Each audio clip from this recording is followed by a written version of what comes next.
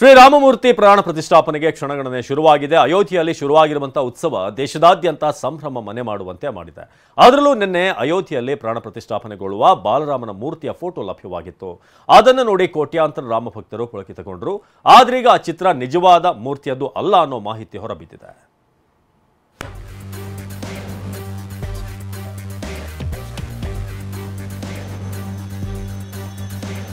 ರಾಮ ಜನ್ಮಭೂಮಿಯ ರಾಮ ಮಂದಿರದಲ್ಲಿ ಬಾಲರಾಮ ಮೂರ್ತಿ ಪ್ರಾಣ ಪ್ರತಿಷ್ಠೆಯ ದರ್ಪಣ ಶಾಸ್ತ್ರವಾಗದ ಹೊರತು ವಿಗ್ರಹದ ಕಣ್ಣುಗಳಿಗೆ ಕಟ್ಟಿದ ಬಟ್ಟೆ ತೆಗೆಯುವುದಿಲ್ಲ.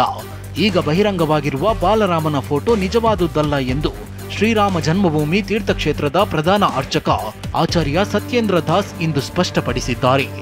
प्राण प्रतिष्ठा के जो नियम है वहीं पर हो रहा है, जहाँ मूर्ति वो है, नई मूर्ति है, लेकिन अभी उसको खोला नहीं गया है. अभी शरीर को ढक दिया गया है शरीर कपड़े से. एकदम नेत्र जब मूर्ति तैयार हो जाती है, जिस मूर्ति का निर्णय हो जाता है कि इसी मूर्ति को वहाँ ले जाना है, तो उसके नेत्र तुरंत बंद कर दिए जाते हैं. ಅಷ್ಟಕ್ಕೂ ನಿನ್ನೆ ಇದೇ ಬಾಲರಾಮನ ಮೂರ್ತಿ ಎಂದು ಫೋಟೋ ವೈರಲ್ ಆಗಿತ್ತು. ಮೊದಲು ಕಣ್ಣಿಗೆ ಬಟ್ಟೆ ಕಟ್ಟಿದ ಫೋಟೋ ಲಭ್ಯವಾಗಿತ್ತು. ಬಳಿಕ ಮೂರ್ತಿಯ ಮುಖ ತೆರೆದಿರುವ ಫೋಟೋ ಸಿಕ್ಕಿತ್ತು. ಬಳಿಕ ಮೂರ್ತಿಗೆ ಅಲಂಕಾರ ಮಾಡಿದ ಫೋಟೋ ಸಹ ಲಭ್ಯವಾಗಿತ್ತು. ಮೂರ್ತಿಯನ್ನ ಗರ್ಭಗುಡಿಗೆ ತಂದು ಪ್ರತಿಷ್ಠಾಪನೆ ಮಾಡುವ ಮೊದಲೇ ಅಲ್ಲಿದ್ದವರು ಫೋಟೋ ತೆಗೆದು ವೈರಲ್ ಮಾಡಿದ್ದಾರೆ ಎಂದು ಹೇಳಲಾಗಿತ್ತು.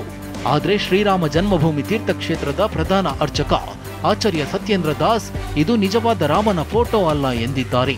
ಪ್ರಾಣ ಪ್ರತಿಷ್ಠಾನ ಪೂರ್ಣಗೊಳ್ಳುವ ಮೊದಲು ಶ್ರೀರಾಮನ ವಿಗ್ರಹದ ಕಣ್ಣುಗಳನ್ನು ಬಹಿರಂಗಪಡಿಸಲಾಗುವುದಿಲ್ಲ. ಈ ಫೋಟೋ ಯಾರು ಬಹಿರಂಗಪಡಿಸಿದ್ದಾರೆ ಮತ್ತು ವಿಗ್ರಹದ ಚಿತ್ರಗಳು ಹೇಗೆ ವೈರಲ್ ಆಗುತ್ತಿವೆ ಎಂಬುದರ ಕುರಿತು ತನಿಖೆ ನಡೆಸಬೇಕೆಂದು ಸತ್ಯೇಂದ್ರ ದಾಸ್ ಆಗ್ರಹಿಸಿದ್ದಾರೆ. तो वही होता है, और जो आँख खोली हुई दिखाई दिया मूर्ति, वो मूर्ति है ही नहीं है. ऐसा स्वरूप मिल ही नहीं सकता. यदि मिल गया है तो उसकी जांच होगी कि आखिर ऐसे किसने खोल दिया और कैसे ही मूर्ति वायरल हो गई.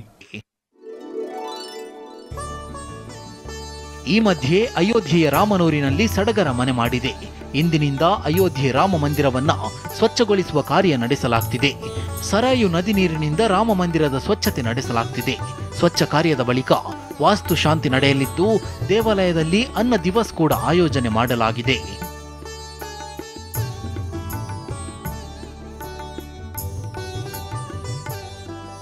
ಹಾಗೇನೆ ಅಯೋಧ್ಯೆಯ ರಾಮ ಮಂದಿರದಲ್ಲಿ ಹೋಮ ಹವನ ನಡೆಯುತ್ತಿದ್ದು ಇದರಲ್ಲಿ ಕರ್ನಾಟಕದ 24 ಅರ್ಚಕರು ಭಾಗಿಯಾಗಿದ್ದಾರೆ. ಗಣಹೋಮ, ರಾಮತಾರಕ ಹೋಮ ಸೇರಿ ಹಲವು ಹೋಮ ನಡೆಸಲಾಗ್ತಿದೆ.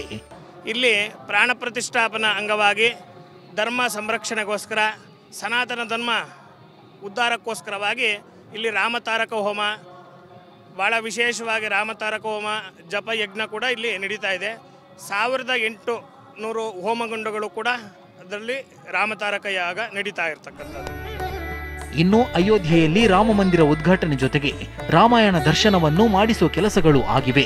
ವಾಲ್ಮೀಕಿ ರಾಮಾಯಣದ ವಿಶೇಷ ಪುಸ್ತಕವನ್ನ ಅಯೋಧ್ಯೆಯಲ್ಲಿ ಪ್ರದರ್ಶನಕ್ಕೆ ಇಡಲಾಗಿದೆ. 3 ಪೆಟ್ಟಿಗೆಗಳಲ್ಲಿ 45 ಕೆಜಿ ತೂಕ ಇರುವ ರಾಮಾಯಣ ಪುಸ್ತಕ ಇದಾಗಿದ್ದು ಇದರ ಬೆಲೆ ಬರೋಬ್ಬರಿ 1,65,000 ರೂಪಾಯಿ ಆಗಿದೆ. ಇದು ಅತಿ ಹೆಚ್ಚು ಮೌಲ್ಯ ಹೊಂದಿರುವ ರಾಮಾಯಣ ಪುಸ್ತಕ ಅನ್ನೋ ಹೆಗ್ಗಳಿಕೆಗೆ ಪಾತ್ರವಾಗಿದೆ.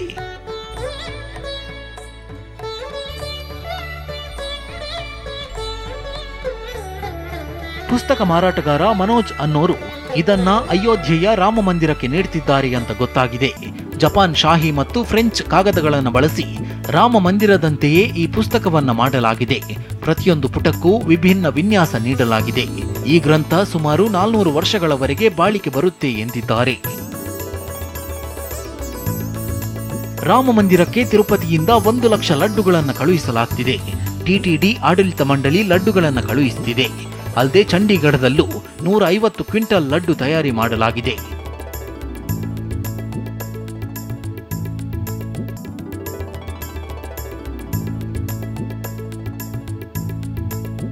ಸದ್ಯ ಉತ್ತರ ಪ್ರದೇಶದಲ್ಲಿ ದಟ್ಟ ಮಂಜು, ವಿಪರೀತ ಚಳಿ ಇದ್ದು ಪ್ರಾಣ ಪ್ರತಿಷ್ಠಾಪನೆಯ ದಿನವೂ ದಟ್ಟ ಮಂಜಿನ ಭೀತಿ ಎದುರಾಗಿದೆ. ಮುಂದಿನ 5 ದಿನಗಳ ಕಾಲ ದಟ್ಟ ಮಂಜು, ವಿಪರೀತ ಚಳಿ ಇರಲಿದೆ ಎಂದು ಭಾರತೀಯ ಹವಾಮಾನ ಇಲಾಖೆ ವರದಿ ಮಾಡಿದೆ.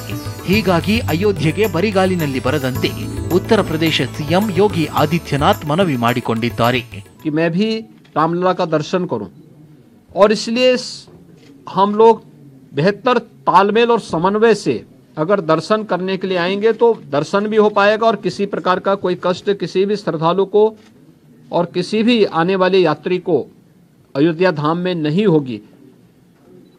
पैदल लोग न चले। हम लोग देख रहे हैं बहुत सारी जगह से लोग पैदल चले आ रहे हैं, वे पैदल न करें। भीषण शीतलहरी चल रही है। ಈ ಮಧ್ಯೆ ಅಯೋಧ್ಯೆಯಲ್ಲಿ ಪ್ರಧಾನಿ ಮೋದಿ ಹಾಗೂ ಸಿಎಂ ಯೋಗಿ ಆದಿತ್ಯನಾಥ್ ಫೋಟೋಗೆ ಭಕ್ತರು ಪೂಜೆ ಸಲ್ಲಿಸಿದ್ರು. ಲತಾ ಮಂಗೇಶ್ಕರ್ ಸರ್ಕಲ್ನಲ್ಲಿ ಇಬ್ಬರ ಫೋಟೋ ಹಿಡಿದು ಭಕ್ತರು ಸಂಭ್ರಮಿಸಿದ್ದು ವಿಶೇಷವಾಗಿತ್ತು. Bureau report, TV9.